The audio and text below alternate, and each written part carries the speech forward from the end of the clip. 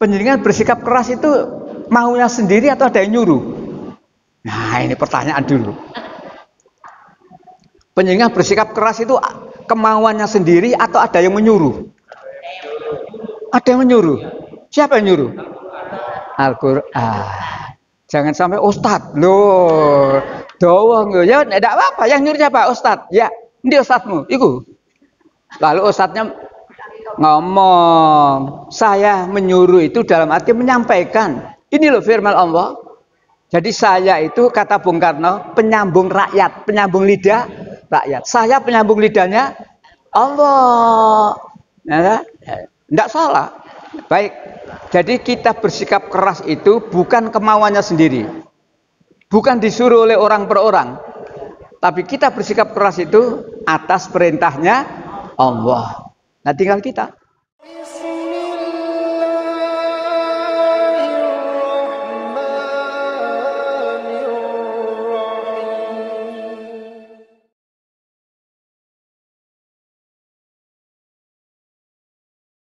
Bismillah, kita mulai ya.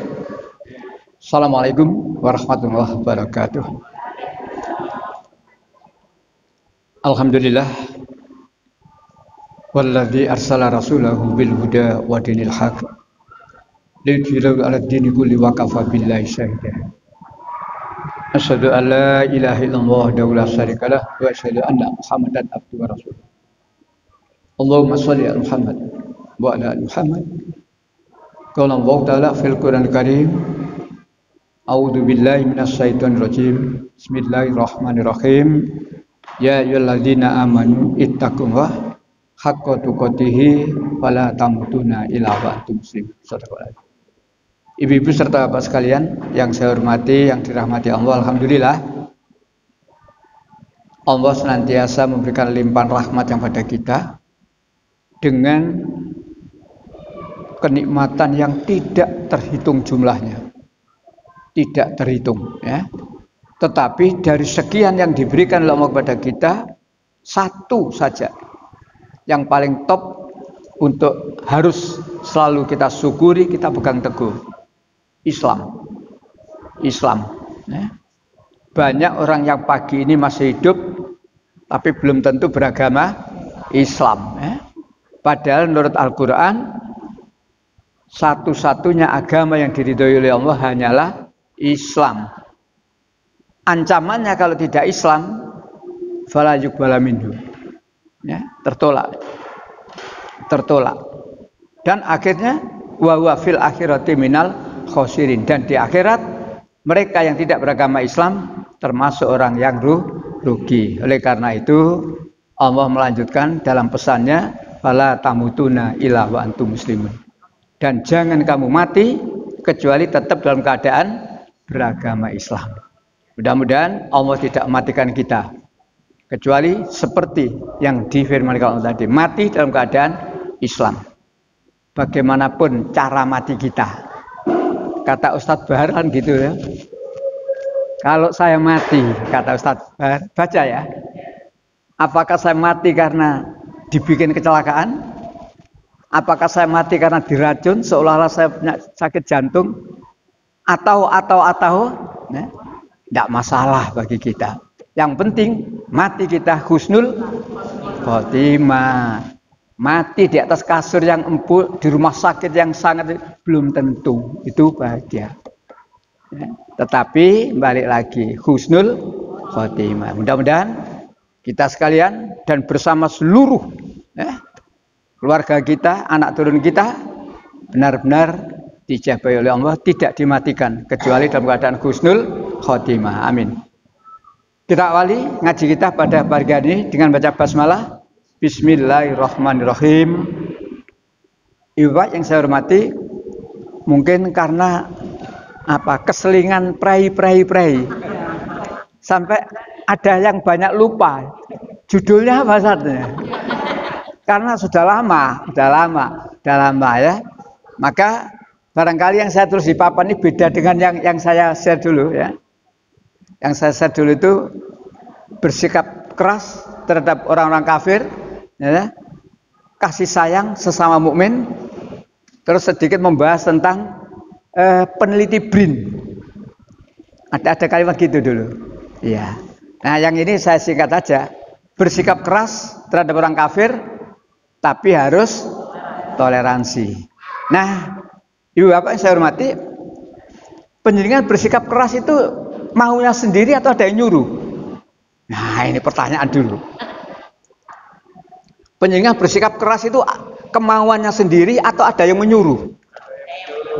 Ada yang menyuruh. Siapa yang nyuruh? Al-Quran. Jangan sampai ustadz loh. Doang ya, tidak apa-apa. Yang nyuruh siapa? Ustadz. Ya, ini ustadzmu. Iku. Lalu ustadznya ngomong, saya menyuruh itu dalam arti menyampaikan. Ini loh firman Allah.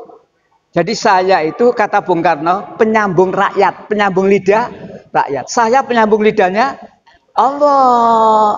Ya, tidak salah. Baik.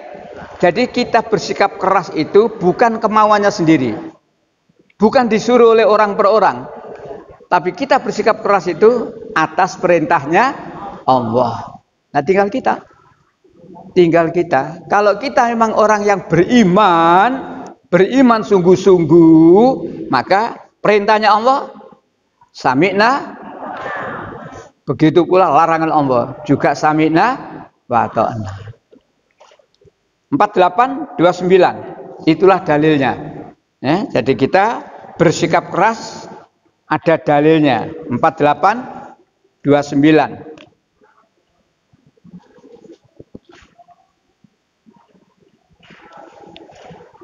Muhammadur Rasulullah.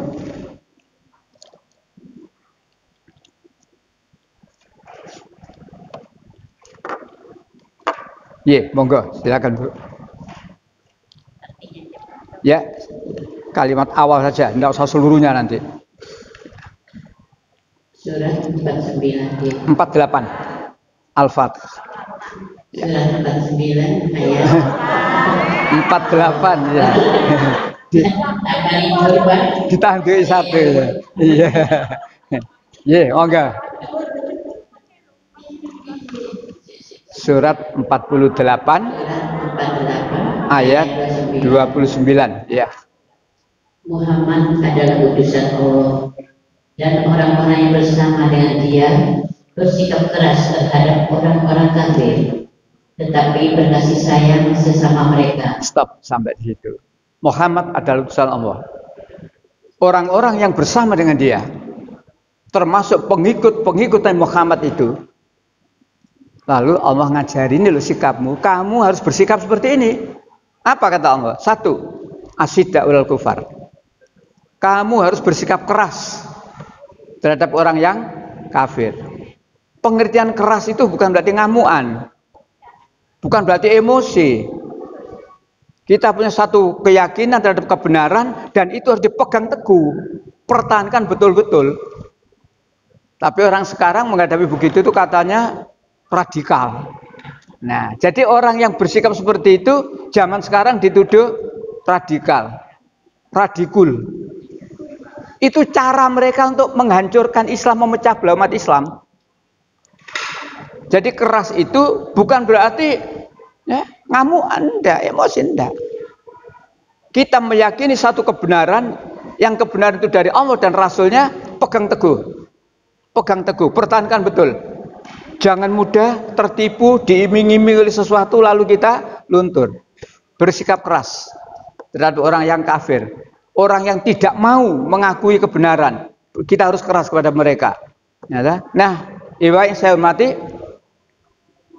lalu yang kedua, ruhama ubainahum, berkasih sayang sesama mereka. Mereka siapa?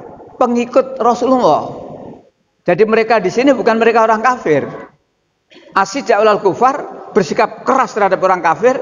Ruhama ubainahum, berkasih sayang sama mereka. Artinya mereka di sini adalah sesama pengikut Rasulullah. Sesama umat Islam itu harus berkasih sayang. Mudah-mudahan umat Islam di Indonesia tahu ayat ini dan mau mengamalkan ayat ini. Tidak malah sebaliknya. Mudah-mudahan begitu. Baik, Bapak yang saya hormati. Bersikap keras Ayat yang lain. Surat 66. Surat At-Tahrim ayat 9. 669.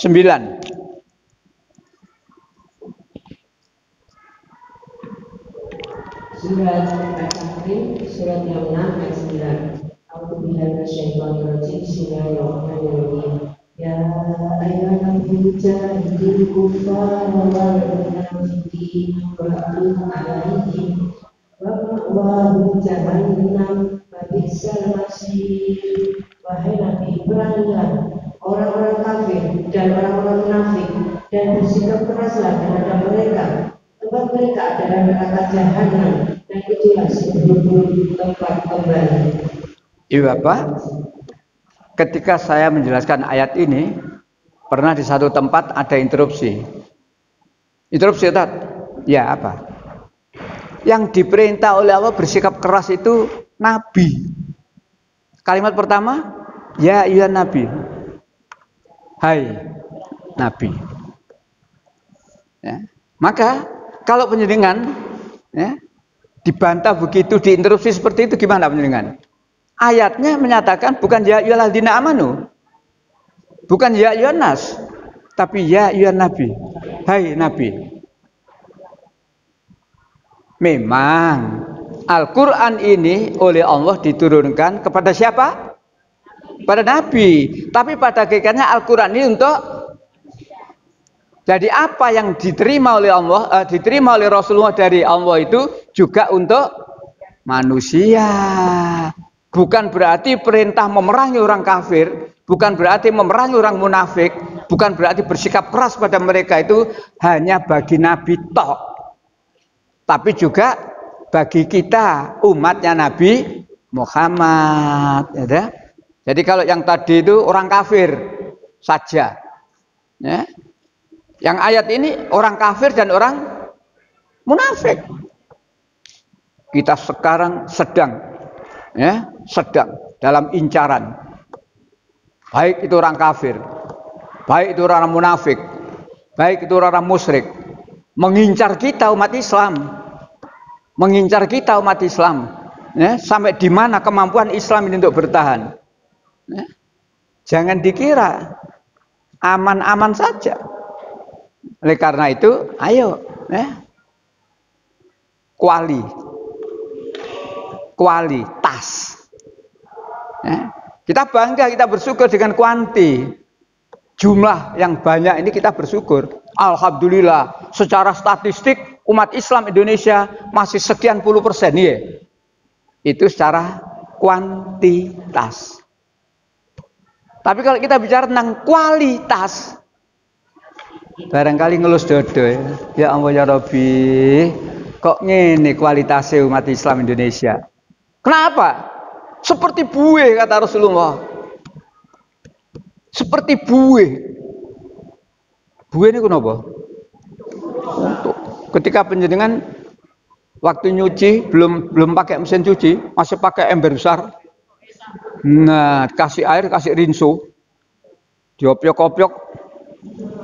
Nah, dilempari kelereng satu saja bisa nahan? Nggak bisa loh untuk kok. Sama dengan umat Islam, jumlahnya banyak, ya, jumlahnya banyak tapi tidak punya power, nggak bisa menentukan nasib, selalu ditentukan oleh orang lain. Dan ini Rasulullah sudah beritahu kita, ini bukan pendapat, ini bukan pendapat seseorang, Rasulullah sudah beritahu kita. Rasulullah mengatakan akan datang satu zaman. Akan datang satu zaman. Umat Islam ini seperti bagaikan makanan yang lezat diserbu dari segala penjuru. Untuk memberikan gambaran makanan yang lezat diserbu dari segala penjuru itu, kalau penjenengan datang ke acara itu loh, prasmanan, ada banyak meja loh, ya. Iki kekil, iki lontong mie, iki apa. Semua meja banyak nyerbu loh, ya. Tidak ada meja yang kosong itu. Ngantri-ngantri. Aku kekil aja. Aku lontong mie aja. Aku sate Ponorogo aja. Itulah gambaran umat Islam, kata Rasulullah. Adakah hari ini umat Islam seperti yang digambarkan Rasulullah? Oh alam. Umat Islam diserbu dari segala penjuru seperti makanan yang lezat. Dan sahabat itu kritis. Ketika Rasulullah bersabda seperti itu, salah seorang ngacung, "Ya Rasulullah," tanya, "apa? Apakah umat Islam saat itu jumlahnya sedikit?" Rasul menyatakan, "Tidak. Saat itu umat Islam jumlahnya banyak." Sahabat ngacung lagi, "Ya Rasulullah, wong umat Islam jumlahnya banyak, yang sedikit kok berani nyerbu ya Rasulullah? Harusnya kalau umat Islam jumlahnya banyak, yang sedikit takut." Rasulullah menjawab, "Ya, umat Islam memang jumlahnya banyak saat itu nanti, tapi seperti buih, seperti untuk, banyak tapi tidak punya kekuatan." Kenapa sampai terjadi seperti itu ya Rasulullah?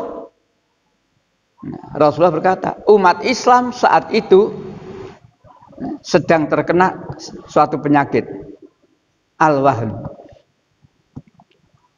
Terlalu cinta dunia, takut mati. Adakah hari ini umat Islam seperti yang digambarkan oleh Rasulullah? Walam. Walam. Ini tidak urusan dunia. Kon dadi pendukungku ya, kon dadi tim relawanku ya, kon dadi anuku ya, engko luar biasa.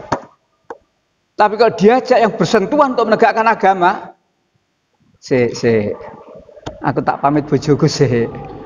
Dan seterusnya. Inilah yang pernah digambarkan oleh Rasulullah SAW. Nah, Bapak yang saya hormati, bersikap keras, meyakini suatu kebenaran, yang kebenaran dari Allah dan Rasulnya, pertahankan betul. Nah, jangan mudah untuk terombang-ambing dengan situasi, dengan apa saja. Ditakut-takuti, tidak usah takut. Diiming-iming, jangan sampai kemudian kita berpaling dan seterusnya. Baik. Surat 9 ayat 73. Bersikap keras. 9:73.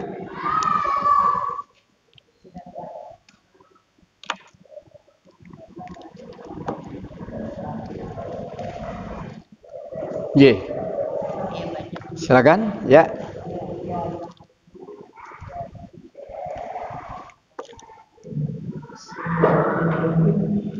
Hai Nabi, berjihadlah melawan orang-orang kafir dan orang-orang munafik itu, dan bersiaplah keraslah terhadap mereka. Tempat mereka ialah neraka jahanam, dan itulah tempat yang seburuk-buruknya. Lagi-lagi Allah menyuruh para nabi, yang berarti juga menyuruh pada pengikut-pengikut Rasulullah supaya bersikap keras terhadap orang kafir dan juga kepada orang munafik. Inilah ayat Al-Quran. Namun demikian, Ibu Bapak yang saya hormati, mereka punya satu cara supaya umat Islam ini, supaya pengikut Rasulullah tidak bersikap keras. Mereka punya cara. Apa kata mereka? Allah firmankan dalam Al-Quran 68 ayat 9. Inilah kemauan mereka. Kemauan orang kafir itu begini. 68 ya. Ayat 9.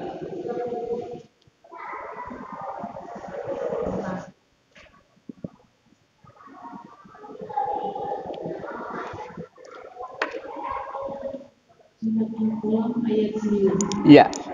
Mereka menginginkan agar engkau bersikap lunak, maka mereka bersikap lunak pula. Mereka menginginkan. Mereka siapa ini? Orang kafir. Mereka orang kafir, mereka orang munafik. Mereka menginginkan supaya kamu, hai umat Islam, supaya kamu, hai pengikut Rasulullah, kamu bersikap lunak. bersikap lunak. Kemudian mereka berkata, ya, kalau kamu bersikap lunak, saya juga lunak. Inilah cara orang kafir, ya, untuk meninabubukkan umat Islam. Ojo niru iku radikal iku. Ojo nurut iku intoleran iku. Dan seterusnya dan seterusnya. Nah, Ibu Bapak yang saya hormati. Maka ketika kita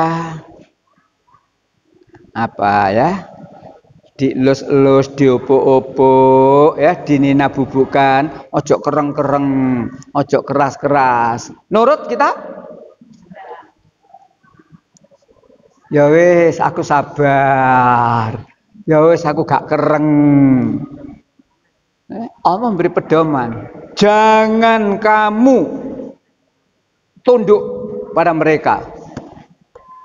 Jadi kita umat Islam ini diingatkan oleh Allah.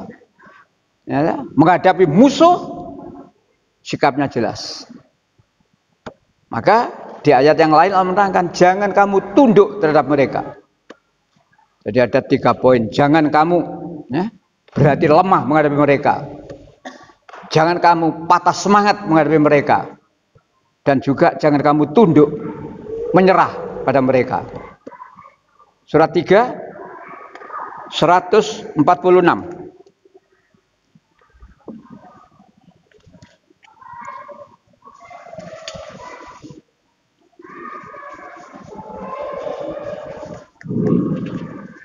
Surat 3, 146. Ya.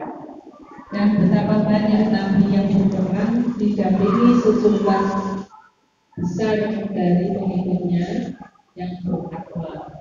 Mereka tidak menjadi lemah karena bencana yang menimpanya di jalan Allah. Tidak patah semangat, tidak pula menyerah kepada musuh. Dan Allah mencintai orang-orang yang sabar. Betapa banyak nabi yang berperang, ya, melawan orang kafir. Ya. Tidak ada nabi yang aman. Seluruh nabi mesti menghadapi orang-orang kafir. Tetapi diterangkan tidak ada sedikit pun, tidak ada seorang pun nabi yang, ya, berhati lemah, gak wani ngadepi, tidak ada. Juga tidak ada seorang nabi yang patah semangat dalam menghadapi orang kafir. Jadi 3 poin itu, ayo, jangan kamu berhati lemah, jangan kamu patah semangat dalam menegakkan kebenaran, dalam menghadapi orang kafir itu. Dan yang ketiga, jangan kamu mau tunduk, patuh, taat atau menyerah kepada mereka. Inilah Bapak yang saya hormati, bersikap keras, ya. Karena yakin menegakkan agama Allah itu sesuatu yang harus kita lakukan dengan jaminan yang jelas, jaminannya dari Allah. Ya, jaminannya dari Allah jelas, bukan jaminan dari manusia. Kalau kamu jadi tim relawan saya, kalau saya menang, kamu saya dadekno iki, dan bukan, ini jaminan dari Allah. Ya. Maka dengan memperhatikan dan meyakini jaminan diberikan oleh Allah tadi, tidak ada rasa takut dalam rangka menegakkan agama Allah. Ibu Bapak yang saya hormati, maka ayo, bersikap keras kapan saja, di mana saja dalam rangka menegakkan agama Allah ini. Tetapi Islam juga mengajarkan, di samping kita harus bersikap keras, Islam itu toleransi. Toleransi ini kenapa nggih? Toleransi, tidak memaksakan kehendak, ya, terhadap orang lain. Ya, toleransi, tidak memaksakan kehendak terhadap orang lain. Betulkah Islam itu agama yang mengajarkan toleransi? Betul. Mana buktinya? Loh kan ngono toh, mana buktinya? Loh. Nah, satu di antaranya Al-Baqarah surat 2 256. La ikraha fiddin. Tidak ada paksaan untuk menganut agama Islam. 2 256.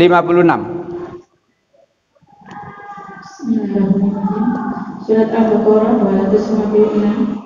Tidak ada paksaan dalam menganut agama Islam. Sesungguhnya telah jelas perbedaan antara jalan yang benar dengan jalan yang sesat. Barang siapa ingkar kepada tauhid dan beriman kepada Allah, maka sungguh dia telah berpegang teguh pada tali yang sangat kuat yang tidak akan putus. Allah Maha Mendengar, Maha Mengetahui. Tidak ada paksaan untuk menganut agama Islam. Jadi orang yang tidak beragama Islam jangan dipaksa untuk masuk Islam. Termasuk orang Islam sendiri yang belum mau melakukan ibadah perintah Allah, jangan dipaksa. Yang berhak memaksa itu siapa? Allah saja. Kalau kamu tidak mau melaksanakan apa yang kuperintahkan, tapi kita tidak berhak memaksa. Pada anak, Pak, karena kasih sayang kita pada anak. Jadi kalau saya kepada anak saya maksa, itu dalam tanda petik, bukan memaksa dalam arti yang sebenarnya, dalam rangka tanggung jawab saya kepada Allah tentang anak. Jadi kalau anak saya tidak sholat, saya paksa, artinya karena besarnya tanggung jawab saya terhadap Allah tentang anak. Justru kalau tidak saya paksa, saya tahu anak saya tidak sholat, saya biarkan, soro aku sesuk.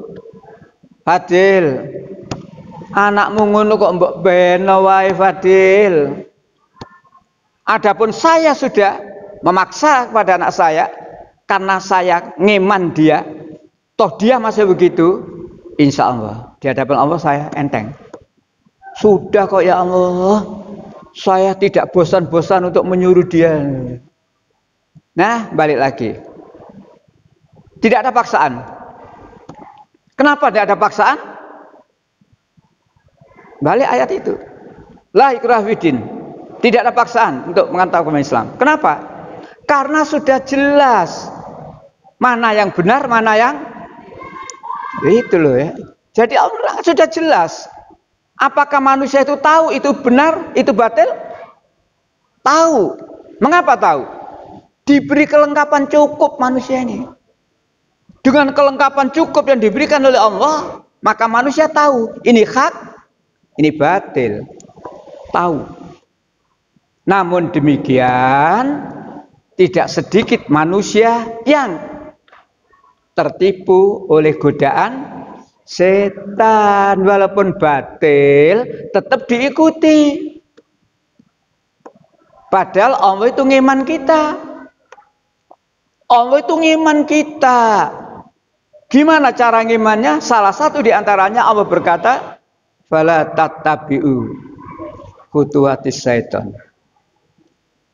Maka jangan kamu ikuti bisikan-bisikan setan. Kenapa? Innahu lakum adu mubin. Sesungguhnya setan itu musuh yang nyata bagimu. Kalau kamu mengikuti kemauan setan, kalau kamu mengikuti kehendak setan, kalau kamu mengikuti arahan setan, kamu pasti terjerumus. Tidak ada setan yang menyuruh baik itu. Setan itu pasti menyuruh tidak baik. Mau berangkat jam piro, kata setan begitu. Hari Jumat bapak-bapak diperintah kata Allah, fas'au ila dzikrillah. Bersegeralah kamu untuk mengingat Allah. Cara Jawa nih nang budalo. Duhur atau salat Jumat itu jamnya 11.25 hari-hari ini. Tapi kata setan, jam piro. Padahal Allah jelas, fas'au ila dzikrillah. Bersegeralah kamu untuk mengingat Allah. nggak ngereken.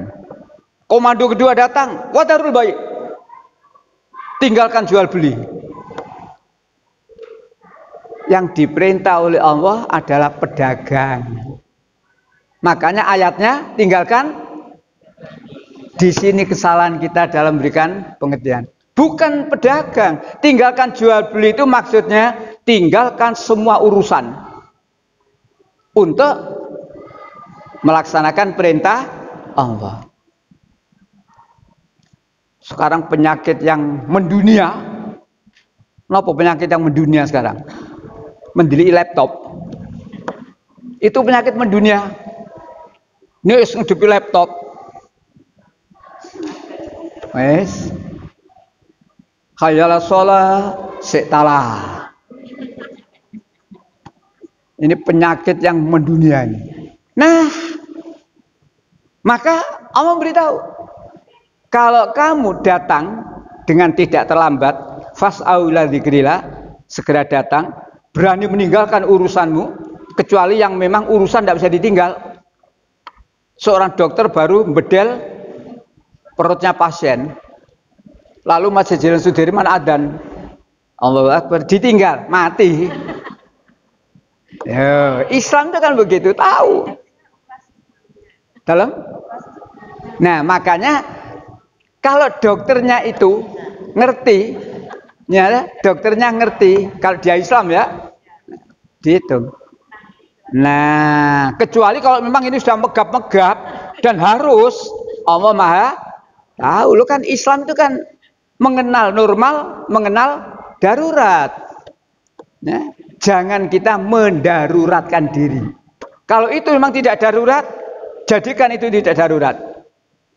Nah, apa yang dikatakan oleh Allah kalau bapak-bapak itu datang sholat Jumat tidak terlambat? 11.25 khotib akan naik mimbar. Maka 11.15 katakanlah jamaah datang sholat tahiyatul masjid. Atau datangnya kok masih agak awal, sholat intidor, sholat menunggu waktu, atau baca Quran tapi liri-liri dan sebagainya. Nah, kalau datang tidak terlambat, kata Allah kalimat terakhir, ayat terakhir di surat Al-Jumu'ah ayat 9 itu, dzalikum khairul lakum in kuntum ta'lamun. Yang demikian itu, yang dimaksud yang demikian itu adalah datang sholat Jumat tidak terlambat. Yang demikian itu lebih baik bagimu jika kamu mengetahui. Selama saya bertugas sebagai khotib sholat Jumat, baik itu di kantor, di kampus, di kampung, belum pernah ada jamaah masjid yang nggak telat. Mesti ada yang telat. Mesti ada yang telat. Karena apa ya, setan tadi durung adzan. Nggak sadan. Alah saya tahu mulai khutbah dan seterusnya dan seterusnya. Nah, kebodohan yang tidak ada obatnya itu begini, Bapak. Laki-laki pulang sholat Jumat karena terlambat tadi. Terlambatnya banyak, wis teko-teko wis iqamat. Allahu Akbar, Allahu Akbar. Sholatnya terlambat enggak? Loh enggak, dia datang iqamat kok. Sholatnya enggak terlambat tak? Sholat. Soalnya sholat pulang. Ditanya istrinya, Mas gak telat Mas? Alhamdulillah gak telat deh. Gobloknya gak mari-mari.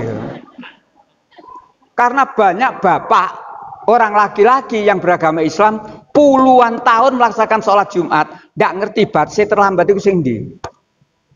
Tolong sampaikan pada keluarga. Supaya kita ini tahu batas terlambat itu. Kalau di kantor kan karuan ya, plek ini ya. Nampak jam biro ya. Telat 1 menit potong. Nampak. Batasan sholat Jumat dikatakan terlambat itu kalau khotib sudah mulai khutbah. Bukan naik. Pertama naik. Jadi pertama saya duduk di lantai, lalu takmir, Ustaz, saya ke mimbar. Assalamualaikum warahmatullahi wabarakatuh. Saya duduk, sini adzan dah. Yang datang belum terlambat. Ya. Yang datang belum begitu adzan selesai, saya mulai alhamdulillah. Siapa yang datang berarti sudah terlambat. Ini yang kadang-kadang umat Islam nggak ngerti. Pikirnya terlambat itu ya teko nduk masjid terus gak kumanan. Itulah saya katakan goblok gak mari-mari umat Islam ini. Baik, kembali lagi. Toleransi. La ikraha fiddin. Tidak ada paksaan untuk meluk agama Islam.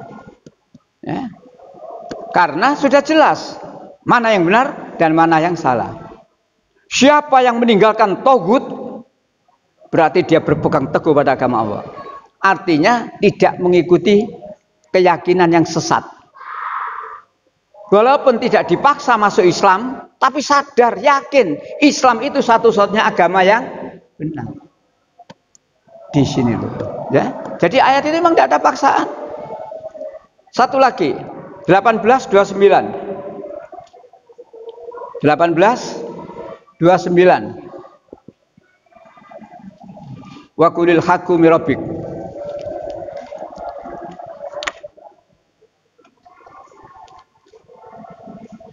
Surah 18 ayat 29. Iya. Dan katakanlah Muhammad, kebenaran itu datangnya dari Tuhan. Siapa menghendaki beriman, hendaklah dia beriman. Dan barang siapa menghendaki kafir, biarlah dia kafir.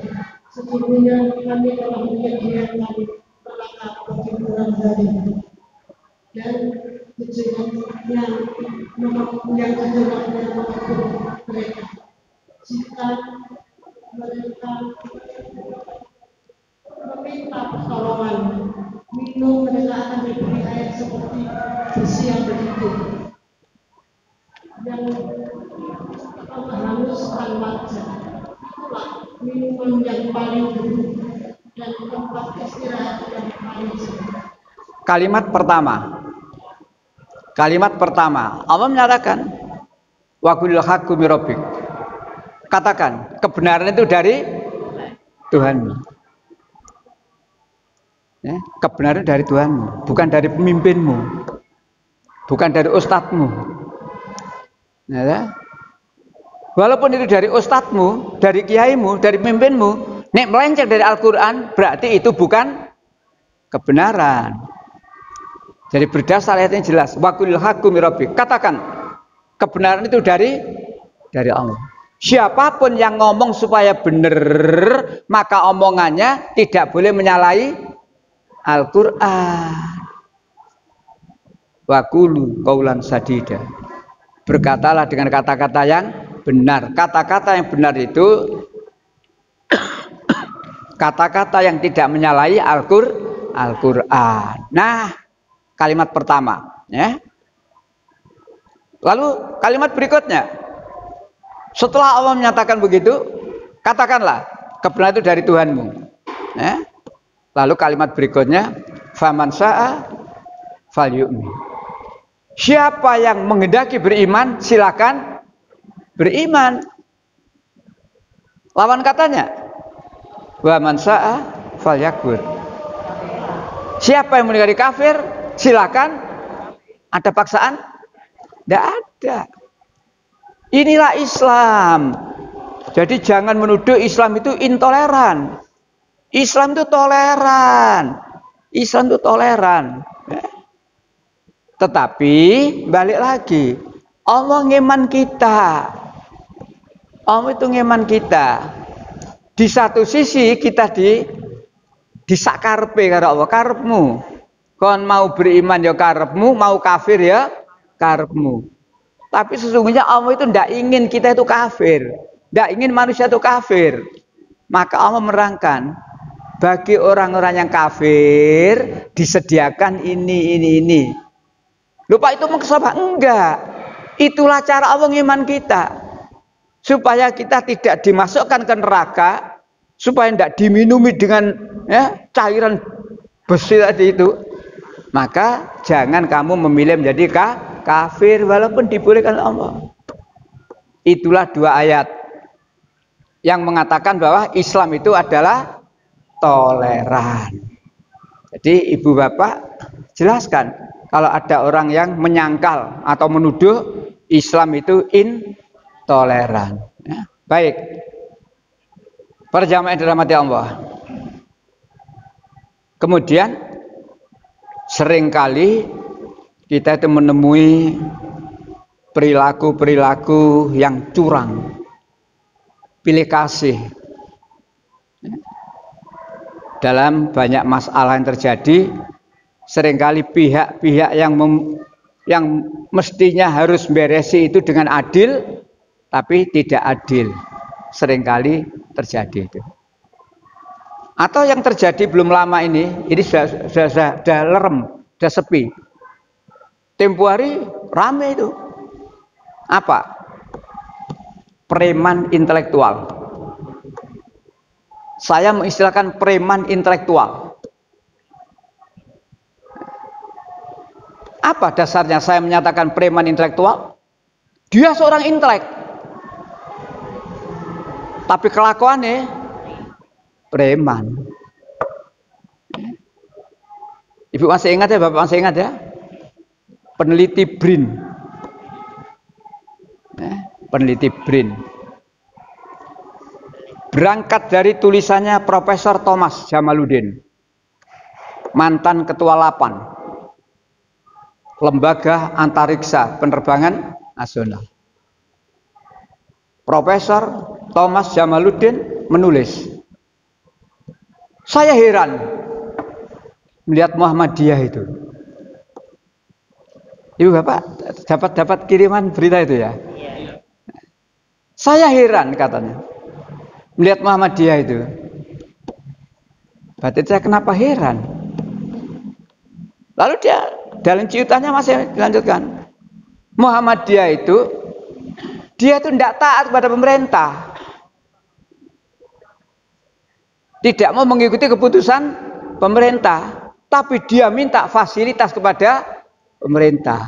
Itulah awal tulisannya Profesor Thomas Jamaluddin. Tulisan itu ditangkap oleh seorang peneliti BRIN. Lalu dia dialog dengan sang Profesor Thomas ini. Terjadilah dialog panjang, cuma oleh Polri tidak diungkap itu. Sejauh mana dialognya dua orang ini, tidak diungkap itu. Yang akhirnya si AP Hasanuddin, Andi Pangeran Hasanuddin, rupanya tidak kuat nahan emosi dari dialog ini. Sehingga dia ngomong, darahnya orang Muhammadiyah halal. Maka orang-orang Muhammadiyah harus saya bunuh satu persatu. Ingat ya itu ya. Andai kata orang Muhammadiyah itu tidak bisa menahan diri, boleh jadi berkata, daripada saya kamu sembelih, kau tak sembelih desik. Itu andai kata orang Muhammadiyah tidak bisa menahan diri. Tapi orang Muhammadiyah itu pegangannya Al-Quran. Tanda orang takwa itu diantaranya kan gitu. Satu, ya, Al-Baqarah 134 itu ya. Alladzina yunfikuna fisyara'i wadh-dhara'i. Berinfak dalam keadaan longgar dan keadaan sempit. Setelahnya itu wal kadhiminal ghaidh. Dapat menahan amarah. Loh itu tanda orang takwa. Apalagi kita baru saja menyelesaikan puasa bulan Ramadan. Kutiba alaikumusiyam la'alakum. Kamu diperintah puasa bulan Ramadan agar kamu bertakwa. Tanda takwa salah satunya dapat menahan. Ditambah lagi wal afina anin nas. Dan dapat memaafkan kesalahan orang lain. Indah kalau kita itu mau kembali pada Al-Quran. Tapi tidak terus gak apa-apa kenaan. Maka Muhammadiyah mengambil satu jalur hukum. Hukum. Dan arek keweden iku, di Sidoarjo keweden. Arek Sidoarjo iku. Ketika Muhammadiyah Sidoarjo melaporkan kepada Polda, arek iku keweden ketakutan. Justru sing akeh ngomong mbok iku didampingi ibuke. Kok oh ya Jombang ya, maaf, Jombang. Dan kemudian hari berikutnya sudah diangkut ke Jakarta. Mudah-mudahan ya diproses yang temenanan. Kalimat itu sebenarnya gawat kalimat itu. Ini tak sembelih satu persatu. Gaya. Itulah yang saya katakan preman intelektual. Ya. Kalau dia itu tidak lulus SR, terus bersikapnya gitu, pantas. Peneliti, guru besar, preman intelektual. Kenapa? Tidak bisa menahan diri. Dan memang ada kebencian dengan Islam. Ada kebencian dengan Islam. Termasuk seorang kepala daerah karena kebencian kepada Islam. Maka ketika Muhammadiyah mengajukan permohonan untuk sholat id di lapangan itu, tidak di ACC, tak? Kebencian dalam Islam. Padahal sejak zaman dulu, tahun 26 ketika Muhammadiyah lahir, Muhammadiyah itu jangan iku. Muhammadiyah jangan iku. Sholatnya ya nduk lapangan di sholat id, kecuali kalau turun hujan. Traweh ya ngono iku. Dan seterusnya. Nah, itu sejak tahun 26 memang itulah kayaknya. Nah, karena tidak bisa nahan diri, ya, maka ada kepala daerah yang tidak mengizini. Ya, ada 2 tempat itu. Akhirnya pusat instruksi, jangan ada larangan. Baru kemudian ya bos, kebencian, Islamofobi. Jadi kebencian terhadap agama Islam. Jangan kaget. Islam itu pada awalnya kata Rasulullah ketika Islam datang ganjil, aneh. Tapi pada akhir zaman Islam itu juga ganjil lagi, aneh lagi. Jadi kalau ada orang ngomong Islam sing ngene aneh lagi, wis gak ngono. Disinilah kita harus teguh sendiri ya. Baik, Ibu Bapak yang saya hormati, toleran. Di samping bersikap keras, tapi juga toleran. Kita perhatikan ada surat yang jelas-jelas menerangkan ketegasan kita umat Islam. Ya, tentang sikap tegas, keras. Surat Al-Kafirun. Surat 109. Kalau itu kita baca per ayat, di situ jelas, itulah Islam. Surat 109, surat Al-Kafirun. Ya, silakan. Kul ya ayyuhal kafirun. Monggo. Mulai ayat 1. Yang sudah ketemu? Surat Al-Kafirun, surat 109. Bismillahirrahmanirrahim. Katakanlah Muhammad, wahai orang-orang kafir. Stop. Sasarannya siapa ini? Orang kafir jelas. Kul, katakan Muhammad, ya ayyuhal kafirun. Hai orang kafir. Lanjut. Aku tidak akan menyembah apa yang kamu sembah. Terus? Dan kamu bukan menyembah apa yang aku sembah. Itulah sikap yang harus kita miliki. La a'budu ma ta'budun. Aku tidak akan menyembah apa yang kamu sembah. Kamu menyembah pada selain Allah. Kamu menyembah berhala. Kamu menyembah kuburan. Kamu menyembah. Silakan. La a'budu. Aku tidak akan menyembah apa yang kamu sembah. Dan kamu juga tidak akan menyembah apa yang aku sembah. Jelas. Jadi Allah sudah ngajari kita seperti ini melalui Rasulullah Muhammad SAW. Katakan Muhammad, nah, Jadi lagi-lagi kepada Muhammad dulu, lalu pada kita. Lanjut.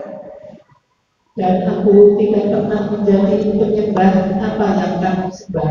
Terus? Dan kamu tidak pernah pula menjadi penyembah apa yang aku sembah. Nah, aku jamaah masjid, kamu jemaat. Aku tidak akan pernah menjadi jemaat sana.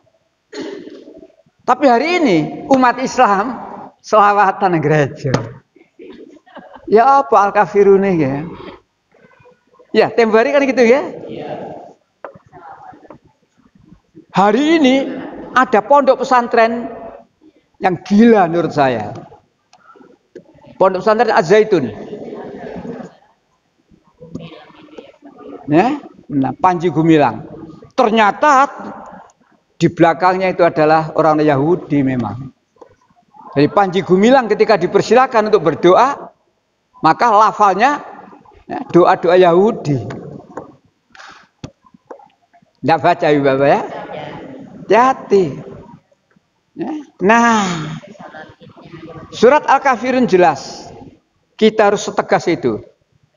Bahkan kalimat terakhir, ya. Untukmu agamamu dan untukku agamaku. Tegas. Tegas. Ya. Lakum dinukum. Tegas. Ya. Jangan sampai kita itu tidak tegas. Asbabul nuzul daripada surat ini, sejarah turunnya surat ini, menurut ahli tafsir, adalah ketika itu Rasulullah ditawari atau diajak oleh orang-orang kafir Quraisy. Muhammad, hari ini saya akan menyembah Tuhanku Muhammad. Kamu dengan pengikutmu Melo'o. Bersama-sama menyembah Tuhanku. Kemudian besok ketika kamu menyembah kepada Tuhanmu, aku dan pengikutku ikut menyembah. Enak mat gentenan mat. Toleransi. Sekali-sekali ya orang Kristen ya sholawatan nang masjid, dan sekali-sekali orang masjid gentenan mat. Ketika Rasulullah ditawari seperti itu, diajak seperti itu, apa siapa Rasulullah? Rasulullah tidak jawab. Yang jawab Allah itu. Jadi sejarah turunnya surat itu adalah jawaban dari Allah terhadap ajaan orang-orang kafir kepada Nabi Muhammad untuk menyembah Tuhan secara bergantian. Jadi Rasulullah tidak jawab. Kalau Rasulullah jawab nanti dikira ikulah pendapatmu Muhammad. Takokno nang nggone pengikutmu. Tidak. Sama dengan sekarang itu loh, kalau ada oknum sing ngomong itu pendapat pribadi, bukan pendapat partai lah ngono nggih. Alah ilate menungso wis gampang mulak-malik. Kan ada gitu ta? Ada pimpinan partai ngomong sing gak tepat. Salah. Apa kata yang lain? Itu pendapat pribadi. Bukan keputusan partai. Allah Maha tahu. Maka ketika Rasulullah diajak gantian nyembah tadi, yang jawab Allah langsung. Kul, katakan Muhammad. Ya ayyuhal kafirun, katakan Muhammad, hai orang kafir. Aku tidak akan menyembah apa yang kamu sembah. Dan kamu juga tidak akan menyembah apa yang aku sembah. Disinilah tegas kita. Lebih-lebih ayat yang terakhir, lakum dinukum, keras, tegas. Ya, sekali kita mengikuti mereka, mereka berkata tadi, bersikap lunaklah kamu. Dan aku akan bersikap, kalau kamu sekali tempo mau mengikuti cara saya nanti ya mengikuti. Enak mat, rukun mat. Rusak. Kita harus tegas. Wa qul haqqu mir rabbik. Katakan kebenaran dari Tuhanmu. Jangan campur aduk yang hak dengan yang batil. Nah, maka kembali lagi tegas tentang ketauhidan, ketegasan dari surat Al-Kafirun tadi, ketauhidan. Surat 112 Al-Ikhlas. Surat Al-Ikhlas. Ya. Surat nomor 112. Monggo dari mulai ayat 1.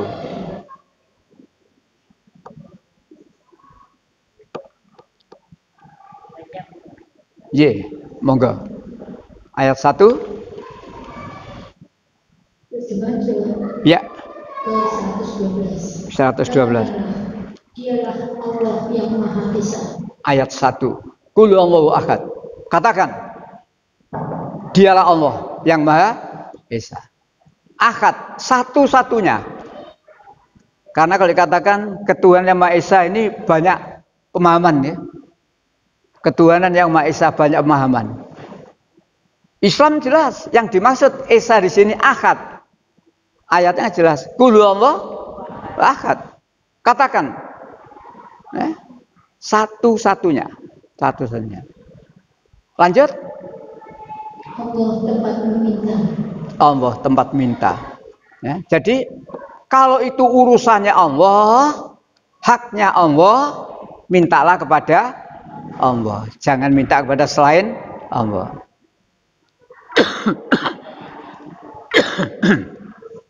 Begini, kalau urusan-urusan duniawi, urusannya manusia, silakan minta kepada manusia. Tapi kalau itu urusannya Allah, haknya Allah, mintalah kepada belulu. Nah. Jadi ayat itu jelas, Allahu Samad. Allahu Samad. Nah, kita masih seringkali mengabaikan ayat itu. Itu haknya Allah, tapi dia minta kepada manusia. Contoh, hujan itu haknya siapa? Yang mampu menurunkan air hujan, yang mampu menahan air hujan, yang mampu mengalirkan air hujan, Allah. Tapi seringkali manusia yang akan punya hajat minta tolong pada ini kan jelas ya sudah. Jadi yang mampu menahan air hujan itu Allah. Ya. Saya pernah cerita, saya lupa di sini pernah cerita enggak. Saya itu pernah hampir ditusuk oleh dukun. Pimpinan kantor saya waktu itu punya gawe. Seorang profesor doktor, mantu. Termasuk saya diminta untuk ikut serta bantu di situ. Musim hujan. Nah, lalu ada Pak Dukun Anglo Sar, ada keris. Nah, Pak Dukunnya pakai belangkon, wireng-wireng. Nah, karena cuacanya mendung, tak godo, ngerti tak godo ya? Tak godo itu tak. Des pokoknya tak guyoni, tak godo. Pak, mendung, Pak. Pak, mendung. Apa katanya? Selama ada saya, air tidak akan batinku. Oh, gaya batinku tapi saya tidak berani ngomong ya. Oh, gaya. Ya. Agak lama kemudian mulai gerimis. Pak, keris yang ada di cabut. Saya alhamdulillah diseret sama teman saya. Dil, kan ini ngawur ya, Dil. Kan ini ngawur ya, Dil. Ya kok ngawur? Lah wong ngono mbok godho. Ya alhamdulillah saya masih diselamatkan oleh Allah. Umpama saya tidak diseret teman saya, tidak tahu apa yang terjadi. Ya antara diconyok di antara. Sekali saya. Allah. Jangan minta kepada selain Allah. Walaupun itu terkenal. Seperti kemarin terkenal Mbak Rara. Oh, Mbak Rara. Siapapun. Ibu, sembahannya orang kafir itu ada berapa berhala itu ya? Saya baca itu saya menemukan 8 berhala. Yang sering kita kenal 3 nggih. Lata, Uzza, Mana. 3 dah. Ada 5 lagi ternyata. Selama itu saya pikir ya cuma 3 itu. Surat 53 ayat 19. Surat An-Najm ayat 19. Surat 53 ayat 19 dan 20. Surat 53 19 20 ya. Ya. Sembahan orang kafir ini, berhala disembah oleh orang kafir ya. Terjemahan surah 53 ayat 19. Apakah kamu perhatikan berhala Lata dan Uzza dan berhala Manata? Nah, yang lain. Jadi itulah berhala yang disembah-sembah oleh orang musyrik waktu itu. Kalau penjenengan membaca ini di juz 27, tafsir juz 27, cari ayat ini, siapa Lata itu, siapa Uzza itu, siapa Mana itu diterangkan itu. Kalau di sini kan tidak diterangkan. Di sini cuma Lata, Uzza, Mana. Tapi di tafsir diterangkan. Kalau kebetulan penjenengan punya, buka nanti juz 27 ayat ini. Siapa Lata diterangkan, siapa Uzza diterangkan. Baik, berapa jumlahnya? 3. Sekarang buka surat 71 ayat 23. Nanti dijumlah berapa jumlahnya akhirnya itu. 7 1 2 3. Iya. Surat 71 ayat 23. Iya, ada 5 itu. Jadi kalau di total jumlahnya 8. Itulah berhala yang disembah oleh orang-orang kafir, orang musyrik. Maka kembali kepada Al-Ikhlas. Qul huwallahu ahad. Katakan Muhammad, Allah ahad. Allah itu Maha Esa, satu-satunya. Allah samad. Pada Allah semuanya itu bergantung. Lam yalid, tidak beranak.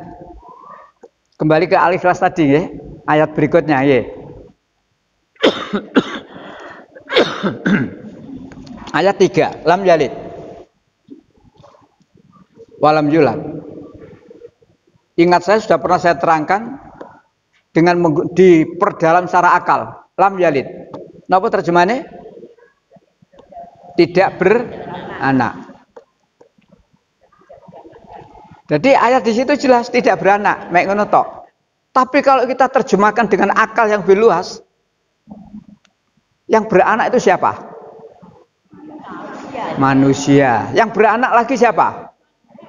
Hewan. Kalau Allah beranak berarti Allah koyok kurang ajar ya. Itu pikiran yang kurang ajar itu. Menyamakan Allah dengan binatang. Maka Quran tegas, lam yalid, tidak beranak. Walam yulad, dan tidak diperanakkan. Kalau misalkan Allah diperanakkan, dilahirkan oleh ibunya, nah, gak karu-karuan.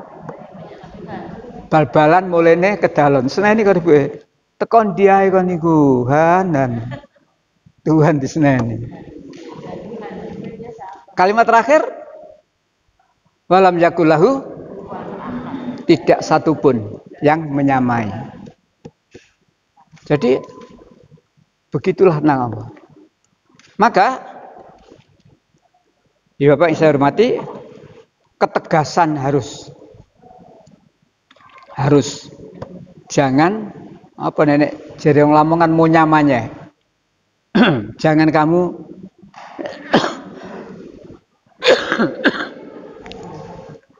jangan kamu terombang-ambing. Satu Bu, matur nuwun. Saya pray Kak. Nggih, nggih, anuan. Yeah. Jadi jangan kita terombang-ambing. Ya. Ikuti aturan diberikan oleh Allah. Ya. Jadi kalau tadi jelas, kalau itu haknya Allah, minta kepada Allah. Dan kalau Allah sudah berkehendak, tidak ada yang bisa menghalangi. Ibu masih ingat kasus banjir besar zaman Nabi Nuh. Ketika Nabi Nuh diperintah oleh Allah membuat kapal. Aneh. Loh, pegunungan jauh dari laut kok membuat kapal. Maka masyarakat menganggap Nuh termasuk istrinya. Bojoku ngene. Itulah tantangan. Tapi karena itu perintah Allah, Nuh melaksanakan. Selalu dibimbing oleh Allah. Ngene.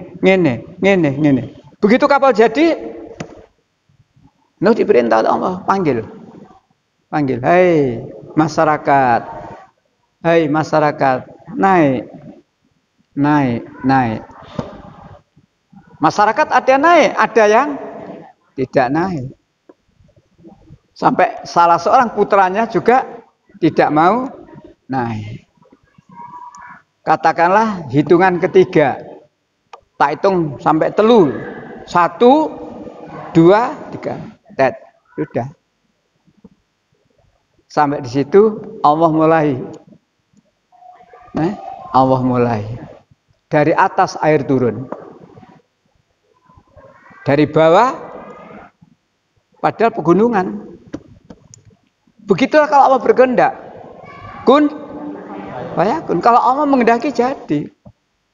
Dalam waktu yang tidak terlalu lama, perahu terangkat. Banjir sangat besar.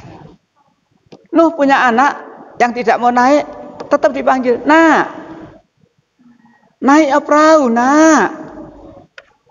Apa katanya? Enggak, saya mau naik ke atap rumah. Atap rumah tenggelam. Nah, saya mau ke puncak gunung. Gunung pun tenggelam. Sampai akhirnya anaknya Nabi Nuh sebagai bapak tidak mentolo, melihat anaknya gelagep. Maka Nabi Nuh mohon kepada Allah, ya Allah, anakku ya Allah, selamatkan ya Allah. Tapi anaknya tetap. Dan Allah menjawab, no, sesungguhnya itu bukan anakmu, karena dia kafir. Itulah kalau kita kaitkan yang pernah saya sampaikan. Suami bisa pisah dengan istri besok. Anak bisa pisah dengan orang tua besok. Dan seterusnya. Besok di hari akhir. Ya. Maka sampai saatnya kemudian Allah berkata, wahai langit, stop. Jangan kuturunkan air. Wahai bumi, telan airmu. Jadi air bah yang seperti itu dalam waktu singkat habis ditelan. Ya itulah kalau Allah berkehendak. Ya. Tidak ada yang mustahil. Termasuk orang-orang yang jahati Islam. Termasuk orang-orang yang jahati agama Islam. Tidak ada yang mustahil bagi Allah. Kalau Allah sudah berkehendak, kenapa tidak sekarang mereka dihancurkan oleh Allah? Ya memang ada ayat kok. Orang-orang kafir jangan mengira diberi umur panjang itu lebih baik. Ya. Jadi Allah beritahu. Orang-orang kafir jangan mengira diberi umur panjang itu lebih baik untuk mereka. Tidak. Mereka diberi umur panjang itu hanya menambah dosa. Sama dengan orang yang sekarang membenci Islam. Kenapa kok tidak segera dihancurkan oleh Allah? Cek ditutup nasi. Ya, cek ditutup nasi.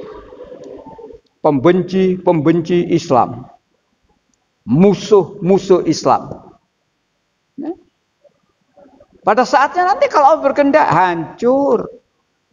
Sekarang turun di apa-apa? No. Gimana cara Allah menghancurkan mereka? Surat 16 ayat 45. Surat 16 surat An-Nahl ayat 45.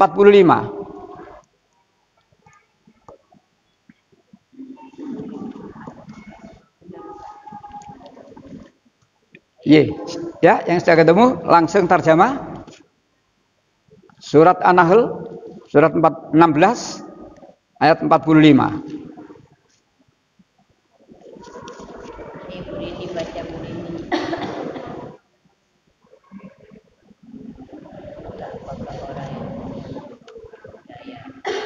Ketemu? Ya. 16 45. Ya.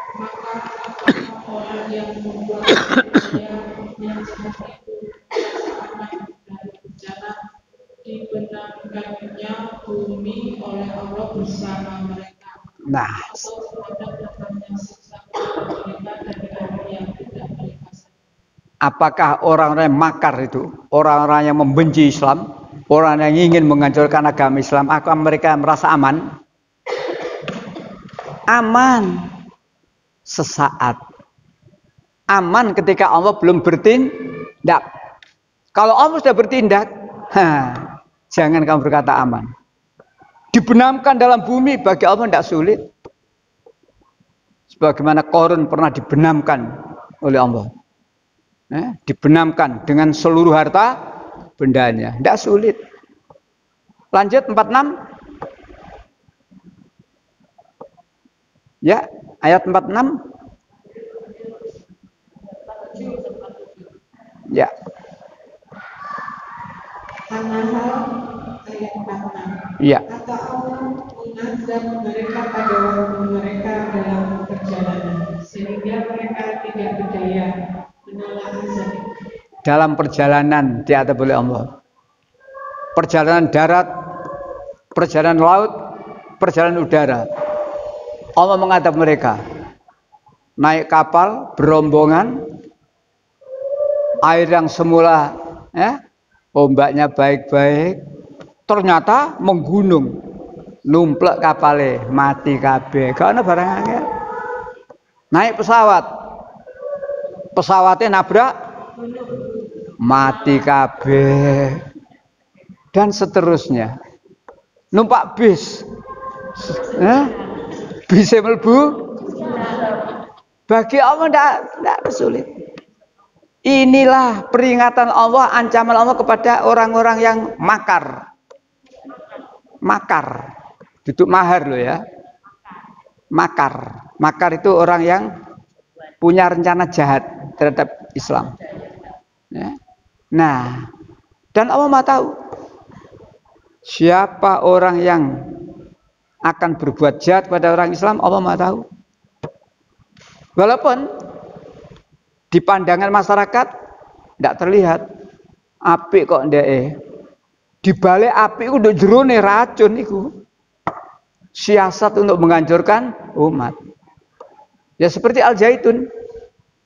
Gratis santri yang di sana. Jadi santri yang masuk ke pondok Al-Zaitun gratis. Tapi disitulah dipakai lahan untuk kemurtadan. Di balik kegratisan tadi ternyata ada racun di dalamnya. Hati-hati. Terakhir ayat 47. Ya. Jadi 3 ayat itu ancaman bagi orang yang berbuat makar. Ya.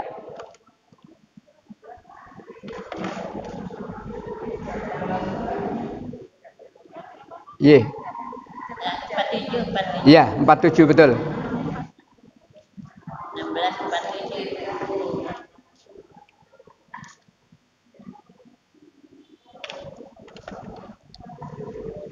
Iya. Jadi 3 ayat itu ya. Atau Allah mengajak mereka dengan berangsur-angsur sampai binasa. Maka sungguh Tuhanmu Maha Pengasih, Maha Penyayang.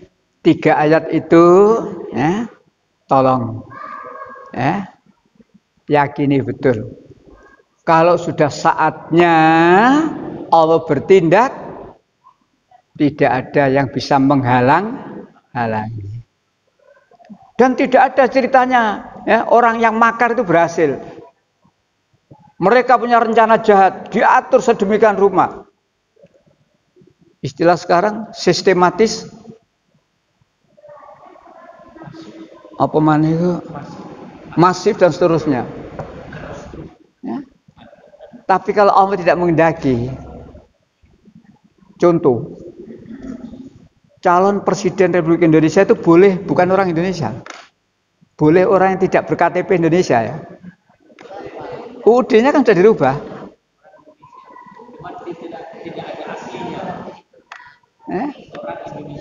Iya. Orang Indonesia asli. Sekarang orang Indonesia. Dari mana saja. Jadi ber-KTP Indonesia, orang Indonesia. Siapapun dia. Jadi sebelum itu terjadi, pasal ini dirubah dulu. Sistematis. Artinya sistematis itu tidak ujuk-ujuk. Tidak berikan presiden terus tukaran, tidak. Kalau ada setuju loh, undang-undangnya itu loh. Yang tidak bisa dirubah itu peraturan siapa? Peraturan Allah. La mubadilah li kalimati. Tak seorang pun yang dapat merubah firman Allah. Aturan manusia. UUD yang dibahas oleh banyak orang ketika itu berubah tak? Aturan manusia kok. Tergantung sedang berkuasa. Ya. Nah, tetapi balik lagi, ya. Kita harus yakin setiap makar, rencana jahat terhadap agama Islam, rencana jahat terhadap orang Islam, Allah tidak ridho. Jadi ada dua sasaran. Rencana jahat terhadap agama Islam. Yang kedua, rencana jahat terhadap umat Islam. Ada dua. Rencana jahat terhadap agama, jelas. Ya, yuridun ayutfi'una Allah bi'afwahihim. Mereka berkehendak memadamkan cahaya agama Allah. Jadi agamanya yang dipadamkan. Yang kedua, ingin manusianya yang dipadamkan, dihancurkan. Walan tardo ankal yahudu walan nasara. Orang Yahudi, orang Nasrani tidak akan senang pada kamu sampai kamu mengikuti agama mereka. Disambung dengan ayat yang lain. Mereka tidak henti-hentinya memerangi kamu sampai kamu murtad dari. Jadi dua sasaran ini jelas. Mereka ingin menghancurkan agama Islam, mereka ingin menghancurkan orang Islam. Tapi ingat, wayam kuruna, wayam kurumah, wallahu khairul makirin.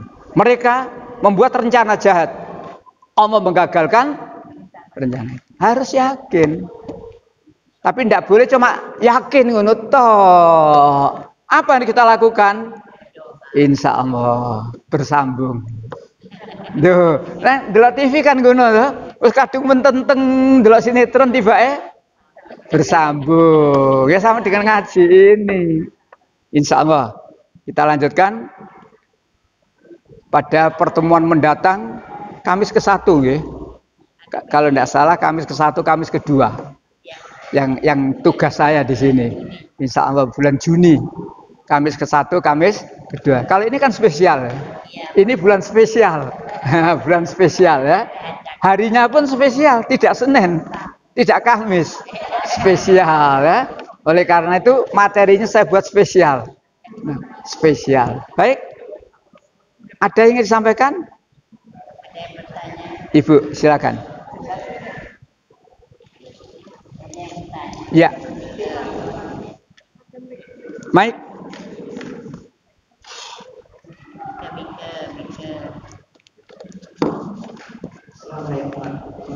Waalaikumsalam warahmatullahi wabarakatuh. Iya.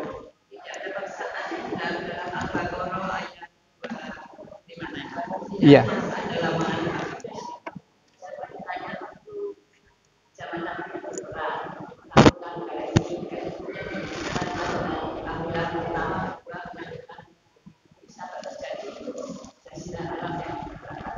Ya.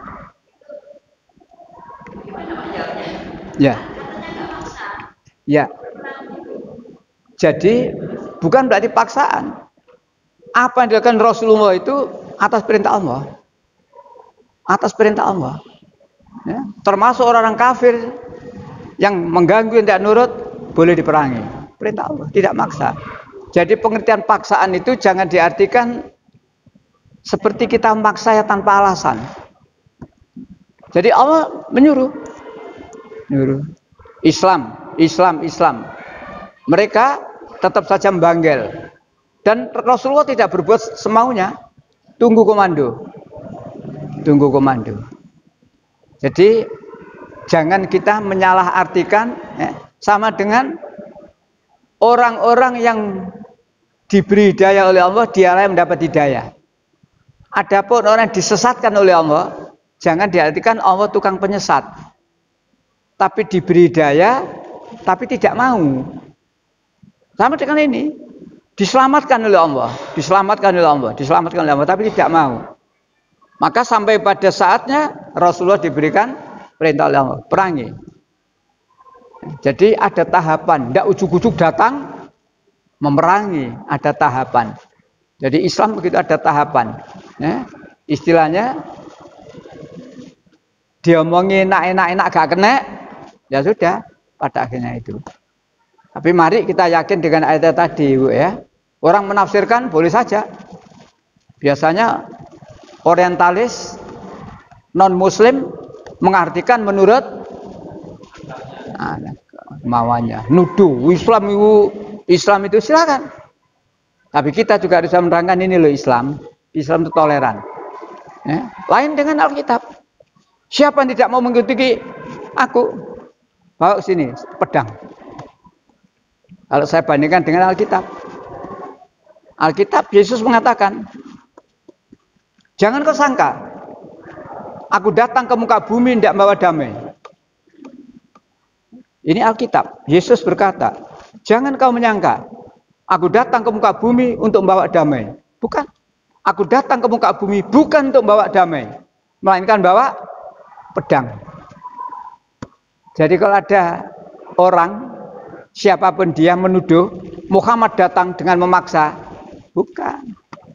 Muhammad datang itu justru rahmatan lil rahmat. Yang bawa kisru itu Alkitab.